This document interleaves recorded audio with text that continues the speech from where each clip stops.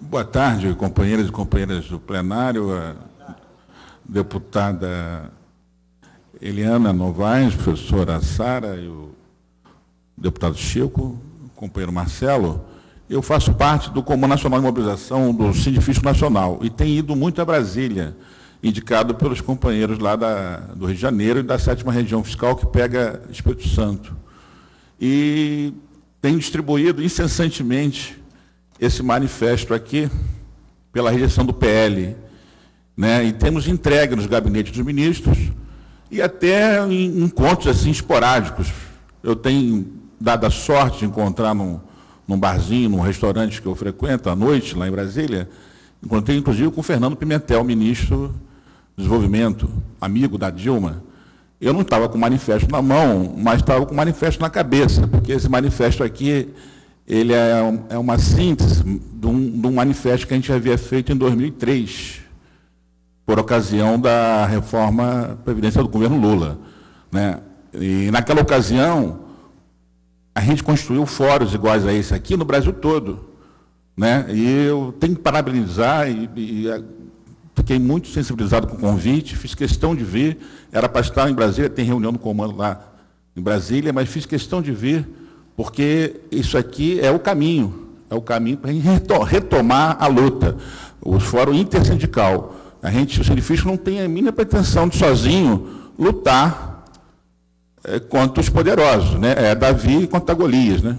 A nossa pedra é isso aqui, é a palavra, são os argumentos, né? E, então, estou muito contente e já combinei com a professora Sara de lá no Rio, a gente tentar rearticular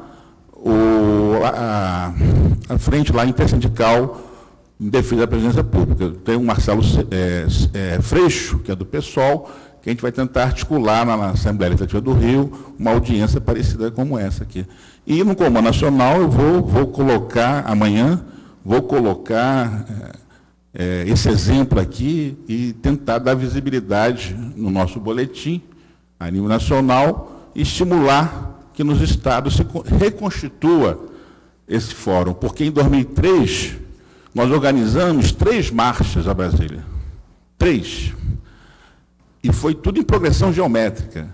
A primeira com 20 mil servidores, a segunda com 40 mil servidores e a terceira com 80 mil servidores. Terminou porque, como terminam as manifestações de massa, com pessoas infiltradas, quebrando vidraça, né? A televisão sempre a postos, preparada para filmar, né? A polícia terminou assim, porque senão a gente colocaria mais de 100 mil. Né? Isso assustou o governo Lula. Tanto assustou o governo Lula, ele não esperava essa reação, ele não estava preparado para essa reação, que ele levou 4 anos para mandar o projeto de lei 1992, que regulamenta os fundos de pensão. Ele ficou assustado. Ele tanto se assustou que ele criou a mesa de negociação. Passou a negociar com as entidades de servidores públicos. Nós mesmos, em 2008, tivemos uma negociação muito boa. Depois de uma greve muito forte, conquistamos subsídio, incorporação de todas as gratificações, e fruto, não só daquela greve, mas das marchas, daquelas marchas lá atrás. O governo Lula se assustou. Levou 4 anos para mandar o projeto de lei. Mandou devagarinho, sem muito alarde. Né? Mas, durante esse tempo, ele cooptou para o governo boa parte de sindicalistas, né? Principalmente os ligados à CUT. Né?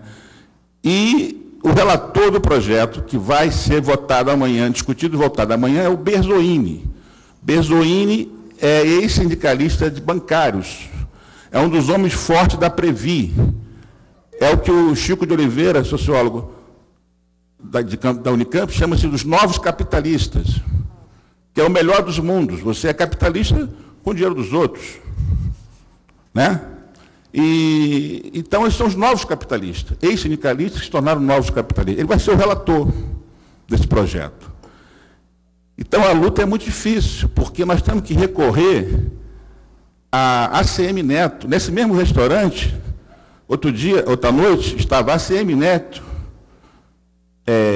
Lorenzoni e Caiado, Ronaldo Caiado. Eu não tive coragem, eu estava com dessa vez eu levei o manifesto. Eu não tive coragem, no primeiro momento, de me dirigir a essa trinca maravilhosa.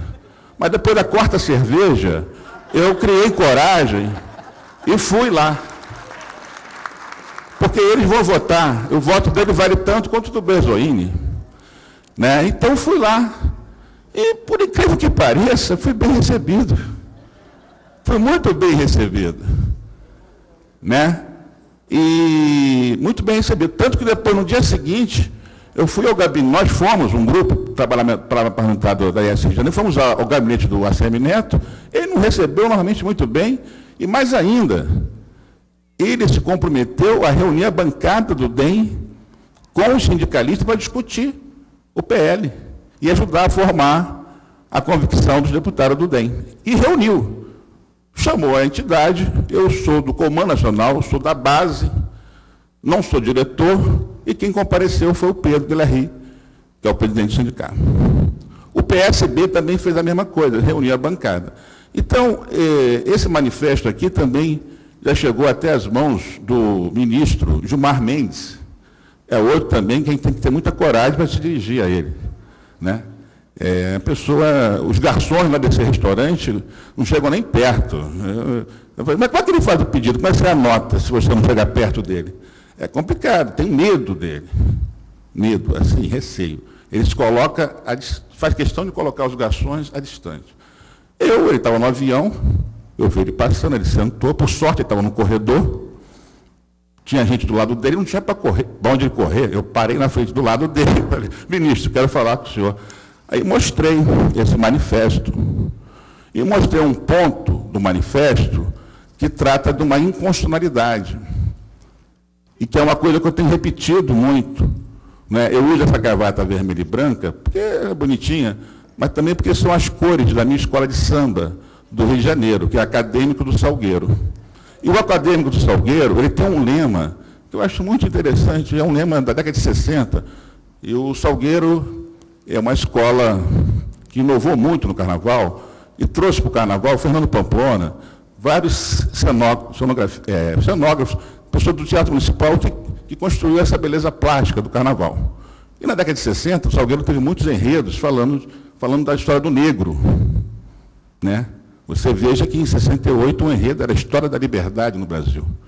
Né? Falou de Chega da Silva, enfim. E o Salgueiro tem um lema muito interessante, que é uma escola que não é nem melhor nem pior que as demais escolas. É apenas diferente. É apenas diferente. E eu tenho usado esse argumento porque nós somos iguais aos trabalhadores da privada. No seguinte sentido, somos trabalhadores. Essa é a essência. Somos assalariados, vivemos de salário. Não vivemos da renda, do capital, né? Vivemos do salário. Agora, temos diferenças. E qual é a diferença básica? A diferença básica é a natureza jurídica. Não é porque um tem FGTS, outro não tem. Isso aí tudo bem, é uma diferença interessante. Mas a básica, a fundamental, é a natureza jurídica. É esse argumento que eu levei até que eu falei por 10 minutos com o Gilmar Mendes. E qual é a natureza jurídica do servidor público? Não é só das chamadas carreiras típicas de Estado, que realmente é uma coisa elitista, foi criada por essas entidades, dirigentes dessas entidades, para se autodiferenciar do conjunto de servidores, né? E se isolar. Porque esse PL, ele ataca preferencialmente as chamadas carreiras típicas de Estado. E os demais servidores, que estão na base da Condicef, não estão nem aí, porque recebem até 3.600 e estão afastados. Esse elitismo nos isolou até do Andes. O Andes eu não tenho visto na Praia do Andes uma posição mais contundente contra esse PL. Eu acho um erro político, ideológico, porque esse PL ele não afeta só os novos, não vai afetar só os novos. Se for aprovado, não afetará só os novos. Ele afeta os atuais. Isso aí faz parte do outro manifesto que nós fizemos, intitulado Porque Todos Devemos Lutar pela Rejeição do PL. Então, voltando à conversa com o Gilmar Mendes, e a questão da natureza jurídica, do nosso cargo diferente da natureza jurídica do trabalhador de iniciativa privada, que está consolidado na lei do trabalho, nós somos regidos por princípios constitucionais. Eu fico até assim, pô, será que eu estou falando grego? Será que eu estou falando... A promiscuidade entre o público e o privado ficou tão comum, tão banal no nosso país. Estamos no 6º ministro, 7º ministro, né, é ONG, é isso, é aquilo, que as pessoas não conseguem distinguir o interesse público do privado. E acha comum misturar isso tudo. Eu falei para o Marinho, 2003, quando o Marinho era presidente da CUT, num debate de corredor, assim. Mas você não acha que a Previ e a Petros é bom para o país? Mas, a Previ e a Petros pode ser. Mas nós, nem que a gente quiséssemos nos tornar uma Previ e a Petros, nós não podemos nos tornar uma Previ e uma Petros. Por quê? Porque é uma incompatibilidade entre os princípios constitucionais e a lei 9.734/99, que estabelece normas básicas para a administração pública e o fundo de pensão. Ah, como? Olha só, como a professora Sala falou, o fundo de pensão, o dinheiro não vai ficar embaixo do colchão. Ele compra títulos ou compra ações, ou compra hotel que está falindo, ou compra empresa de amigos que está falindo, né? E por aí vai, né? Mas, basicamente, compra título e ações. Se comprar ações, quem compra ações é acionista, não é isso? Quem compra ações é acionista. Nós não vamos comprar diretamente, nós, juízes, servidores públicos de modo geral, não vamos comprar diretamente as ações. Mas elas vão compor a carteira de investimento desses fundos. O funcionário do Banco do Brasil, ele não quer saber se a Petrobras vazou óleo na Baía de Guanabara, inundou a Baía de Guanabara e acabou com a Baía de Guanabara. Ele não quer saber. Ele não quer saber se a Petrobras... Mas o fiscal do IBAMA tem que saber, porque a atividade dele é vinculada. E um dos princípios constitucionais que rege a atividade dele é o princípio da legalidade. Então, ele tem que saber e tem que autuar. O funcionário do Banco do Brasil não quer saber se a Petrobras sonegou ou não. Agora, o auditor fiscal, sim, tem que autuar. Não teve problema com a Lina, da Petrobras? Tiver que autuar 1 bilhão, 5 bilhões, 10 bilhões, 20 bilhões, vai autuar. E se isso afetar a rentabilidade do fundo de pensão, dane-se, porque senão ele vai estar prevaricando. Ele não vai estar exercendo a atividade dele de agente do Estado, de autoridade do Estado.